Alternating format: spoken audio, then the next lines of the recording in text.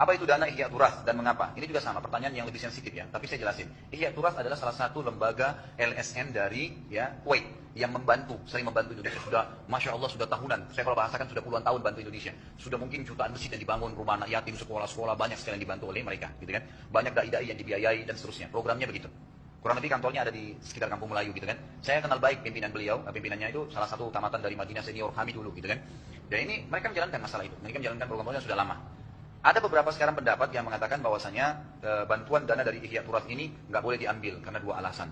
Yang pertama, Ihya Turas ini pada saat pernah terjadi ada orang yang membom sana sini, ternyata dia menunggangi nama mereka kemudian mengambil sumbangan juga.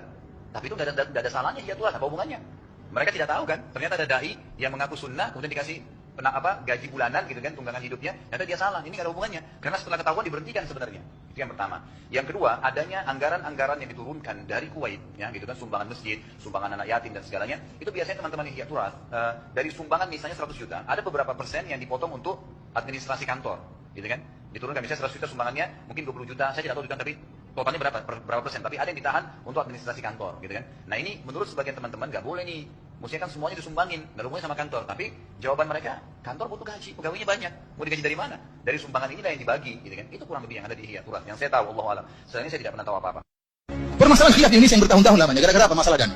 Ada dana dari yayasan Ihya Turas dari Kuwait, diberikan kepada satu yayasan di tanah air kita Indonesia. Sebagian guru-guru kita mengambil untuk bangun pondok.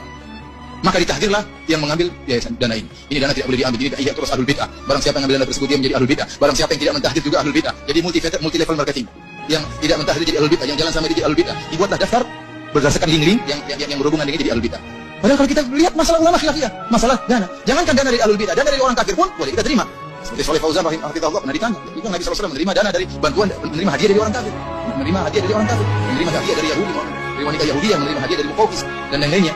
Oleh karenanya permasalahan khilafiyah ini kalau kita jadikan masalah tidak akan pernah selesai, kita ribut. Bukankah Islam lahir di tanah Arab? Maka banyak mereka ustaz-ustaz kita yang hebat ketika ceramah, bahkan merasa paling Quran dan Sunnah, tahzir sana sini. Lahir datang belajar Islam dari sana, tapi mereka tidak bisa membendung maksiat yang ada di tergim mereka belajar Islam. Ada apa ini? Karena saku mereka telah diisi dengan uang 20 juta rupiah per orang. Saya tidak ngomong tanpa data Bapak Ibu. Tanyakan sama saudara yang hijrah dari mereka. Ternyata mulut mereka sudah dibungkam dengan uang 20 juta per bulan. Pantas mereka diam saja dengan kezaliman rejim ini. Kita lihat siapa yang diazab Allah di antara kita.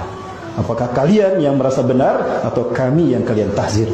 Lalu kemana peran ulama-ulama kalian lulusan Madinah, lulusan Mekah? Artinya tidak bisa membela, tidak bisa menunjukkan izah umat Islam di sana.